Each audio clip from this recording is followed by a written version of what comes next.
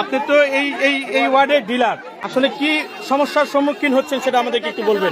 আসসালামু আলাইকুম, আমি কুতুবপুর ইউনিয়নের নয়মাত্রি কেন্দ্রের ডিলার শিউলি আক্তার।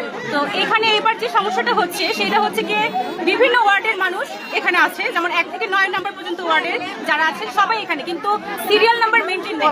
যেমন কারো সিরিয়াল 1 সেও এখানে আছে, আবার কারো সিরিয়াল হচ্ছে 3000 বা 4000 সেও এখানে আছে, মানে কোনো সিরিয়াল মানে মেনটেন নেই। এলোপাথারি হচ্ছে গিয়ে এবার সিরিয়ালটা করা হয়েছে, যার কারণে জনগণের অনেক ভোগান্তি হচ্ছে, আবার আমাদের অনেক কষ্ট হচ্ছে তাদেরকে খুঁজে বের করা।